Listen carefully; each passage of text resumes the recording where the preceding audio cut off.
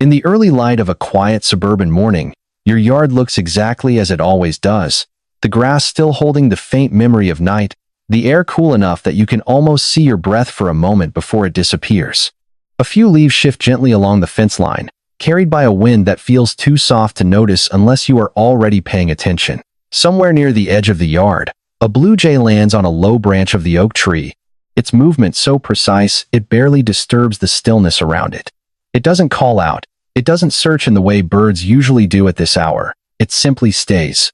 watching. You notice it only because you happen to glance up at the right moment, and even then something about the way it holds its position feels slightly off, as if it arrived before the morning fully decided to begin. Minutes pass, and it doesn't leave. It shifts once, twice, but always returns to the same orientation, facing not the feeder, not the open ground, but something closer to the house itself. If you're new here, you might want to subscribe before you continue, because what unfolds in moments like this often changes the way people see the quiet spaces around their homes, and sometimes what seems ordinary is only the surface of something deeper. And as you keep watching, you start to notice it isn't alone, because there are patterns here that don't feel random anymore. And that is when the morning begins to feel different in a way you can't easily explain. And as you keep your eyes on the yard, something subtle begins to settle in your awareness, not as a sudden thought but as a quiet recognition that feels like it has always been there in the background. You realize that this is not the first morning you have seen something like this. Not the first time a blue jay has lingered a little longer than expected, not the first time a bird seemed to hold its position in a way that felt almost intentional. There is a strange familiarity in it, as if your mind is only now catching up to something your senses have already noticed many times before but never fully registered. Most people would probably dismiss it as coincidence, just another bird in just another yard, doing what birds do without meaning or awareness, and yet you know the feeling that follows when you stand still long enough to actually observe it. That small pause before it moves again, that moment where it feels like the world is quietly acknowledging itself in your presence. You might even remember times when you stepped outside and felt watched in a way that was not unsettling, but strangely grounding, like being part of something larger that you could not name. And if you are still here listening, it is because something about this is resonating in a way that is hard to ignore, something almost shared, almost familiar across experiences you never thought were connected. If you are new here, you may want to subscribe before going further, because the more you pay attention to these quiet patterns, the more you begin to notice how often they appear when you least expect them, and what they might be trying to tell you about the space you move through every day. But even as that thought settles in, there is another detail that begins to stand out, because the blue jay is still there, still holding its position, and now it feels less like you are simply watching it, and more like something in the environment is quietly holding both of you in the same moment. And that is where things begin to shift in a way that is not easy to explain.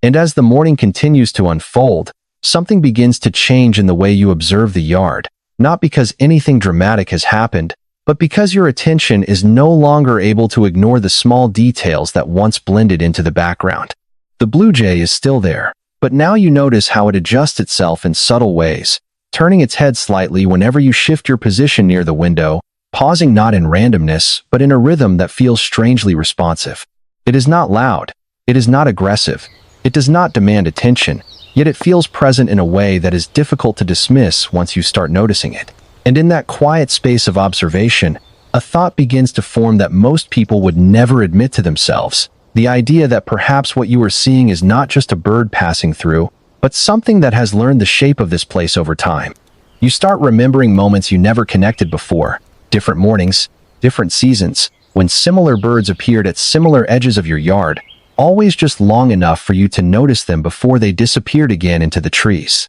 It almost feels like a pattern that was never meant to be seen all at once, only in fragments across time, like pieces of something larger that slowly align the longer you pay attention. And what makes it even harder to dismiss is how natural it feels when you stop resisting the thought, as if your mind is not being told something new, but remembering something it had quietly set aside. The yard remains still, the air unchanged, yet there is a sense that the space itself is holding more than what is immediately visible, as if every movement within it carries a meaning just beneath the surface. And that is when you begin to sense it, not as a conclusion, but as a possibility forming in the silence between moments. At some point, The quiet persistence of the blue jay begins to sit differently in your mind, not as something strange or dramatic, but as something that feels increasingly difficult to reduce into simple coincidence. You find yourself noticing patterns without trying to, like the way it appears most often on the same side of the yard, or how it tends to arrive just moments before you step into view near the window, as if the timing is aligned with something it already understands. And while you are standing there, still and observant, a familiar question begins to surface quietly in the background of your thoughts, not fully formed, but present enough to change the way you interpret what you are seeing. Because birds like this, especially intelligent species such as blue jays, have been studied for their ability to recognize individual human faces, remember locations, and adjust their behavior based on repeated exposure over time. Research from ornithology studies, including long-term observations of corvid behavior, has shown that certain birds do not simply react to movement, but actually learn patterns in their environment, including the consistent presence of specific humans within their territory. It is not presented as mystery, but as measurable adaptation, a survival-based intelligence shaped by memory and repetition. And when you let that idea sit alongside what you are witnessing in your own yard, the experience begins to feel less like imagination and more like overlap, where science and perception briefly touch the same surface from different directions. The bird is still just a bird, perched quietly against the soft morning light, yet the possibility that it recognizes the rhythm of this place, and perhaps even you within it, begins to settle into the space between certainty and doubt. And once that space opens, it becomes harder to see the moment as ordinary again, because even the smallest movements now seem to carry the weight of something that has been building long before you ever noticed it. As the morning continues, you begin to find yourself lingering near the window longer than you normally would, not because you are expecting anything specific, but because something about the space outside has started to feel quietly familiar in a new way. The yard no longer feels like just a background part of your home. It feels like a place that holds attention, as if something within it is also aware of your presence in return. The blue jay remains part of that pattern, arriving in the same general area, sometimes closer to the fence, sometimes on the lower branch where the light touches its feathers in a way that makes it stand out for just a moment before blending back into the stillness. And over time, without realizing when it began, you start noticing how your own movements seem to coincide with its behavior, like when you step away and it shifts slightly, or when you pause and it becomes still again, not reacting loudly, but adjusting in a way that feels quietly responsive. It is not a dramatic interaction. There is no sudden motion or obvious signal, only a series of small, almost invisible exchanges that begin to accumulate meaning the longer you stay present with them. And in those moments, it becomes harder to separate what is coincidence from what is simply repetition seen too closely, because repetition has a way of creating its own kind of familiarity, and familiarity slowly turns into connection when you are not rushing to explain it. There is even a point where you catch yourself thinking less about what the bird is doing and more about the fact that it is still there at all,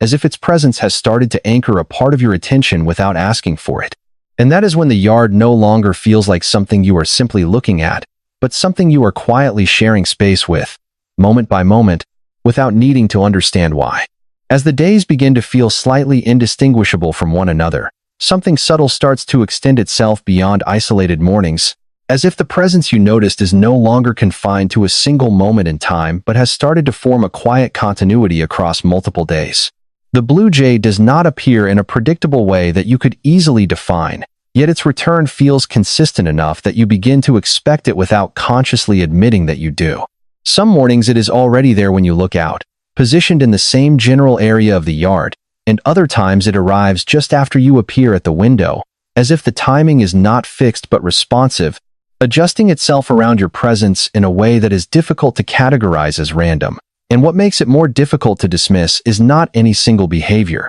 but the accumulation of small repetitions that begin to form a pattern only when viewed over time. A tilt of the head that feels slightly aligned with your movement, a pause that seems to mirror your stillness, a return to the same branch after brief absence, each detail individually insignificant, yet together forming something that your mind cannot easily ignore once it starts to connect them. You find yourself noticing the yard even when you are not actively looking for it, as if part of your attention has quietly learned to anticipate it. And in that anticipation, A broader thought begins to surface, not as certainty, but as an expanding awareness that what you are observing might not be a series of isolated encounters, but part of a larger pattern that has been unfolding slowly over time, long before you ever began to notice it. The more you sit with that idea, the more the boundary between observer and observed begins to feel less fixed, as if both you and the presence outside are participating in the same quiet rhythm without either of you fully controlling it. And just as that realization begins to settle, there is a moment where the blue jay remains still longer than usual, facing not away from you, not toward the feeder, but toward the space between you and the yard itself. And in that stillness, something about the pattern begins to feel like it is about to reveal its next layer. By now, the presence in the yard no longer feels like something you are occasionally noticing, but something that has become part of the way you experience the space itself, as if the boundary between observation and awareness has started to soften. There are moments when you are not even actively looking out the window, yet you still find yourself sensing whether it is there, almost like a quiet expectation forming at the edge of your attention. And when you do look, the blue jay is often already in place, holding its position in a way that feels less like arrival and more like continuation, as if it never truly left at all. You begin to notice how this kind of repetition changes the way your mind interprets small events, because what once felt like separate moments now begins to feel like parts of a single ongoing pattern that stretches across time. Many people believe that when something repeats with subtle consistency in nature, it often reflects more than simple chance, not in a supernatural sense, but in the way living systems naturally adapt, respond, and remember. Something about this idea becomes difficult to ignore when you are standing in the quiet of your own yard, watching a bird that seems to respond not just to the environment, but to the rhythm of your presence within it. And even though there is no clear explanation that demands belief, there is also no easy way to dismiss the feeling that something larger is unfolding in a space that once felt ordinary. It does not announce itself. It does not insist on meaning. Yet it lingers in the mind like a question that has no need to be answered immediately. And as the blue jay remains still on the branch once again, facing outward into the yard with that same quiet awareness, you start to wonder whether what you are witnessing is not a message, but a relationship forming in a way that language was never designed to fully describe. As the days pass in a quiet continuity, something within you begins to settle into a different rhythm, one that is no longer driven by curiosity alone, but by a kind of silent acceptance that does not require explanation. You still notice the yard in the same way, the early light touching the grass, the soft movement of air through the trees, the familiar stillness that frames each morning, yet now there is also something else layered beneath it, a sense that you are not simply looking outward anymore, but participating in something that has been unfolding without interruption. The blue jay remains part of that pattern, not demanding attention, not announcing itself, but simply existing in a way that feels increasingly integrated into the background of your awareness. And in that quiet integration, something shifts gently inside you, not as a realization that arrives suddenly, but as a slow acceptance that builds over time, like understanding something without ever needing to define it. There are moments when the bird is there and you no longer react at all, not because it has become ordinary, but because its presence has become part of the stillness itself,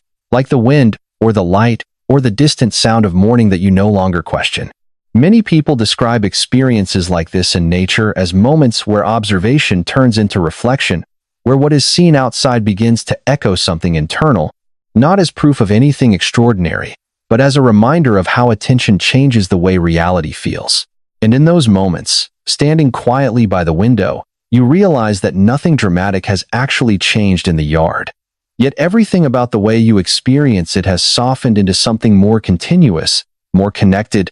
almost as if the separation between you and the space outside has quietly dissolved into something simpler and harder to name. The blue jay remains still on its branch, and for the first time, you are no longer searching for meaning in its presence, only sitting with it, as if both of you have finally arrived at the same quiet understanding without ever needing to speak it. By the time the morning light begins to soften into the quiet of late day, something in the yard feels unchanged on the surface, yet completely transformed in the way it lives inside your awareness. You still stand by the same window. You still look out at the same trees, the same fence line, the same familiar space where the blue jay once held your attention so completely, but now there is a different kind of stillness present, One that no longer feels like uncertainty asking for answers, but like acceptance, resting gently in place of questions. The bird is there one final time, not announcing itself, not drawing attention, simply present in a way that feels almost like closure without explanation. And in that moment, you realize you are no longer trying to interpret it, no longer searching for hidden meaning behind every movement, because something deeper has already settled within you, something that does not need to be named in order to be felt. The yard returns to what it has always been, yet you know you will never see it in exactly the same way again, because once attention has been reshaped by repetition and presence, it does not return to its original form. Many people who spend enough time observing the natural world describe a similar quiet shift, not as proof of anything supernatural, but as a gentle reminder that awareness itself changes what is seen, and sometimes what feels like being watched is simply the echo of connection forming across time, space, and memory. The blue jay makes one final movement, a small adjustment on the branch, then lifts into the air without urgency, disappearing into the trees as if it was never meant to stay longer than the moment it was needed. And as the space it leaves behind slowly returns to silence, you are left not with an answer,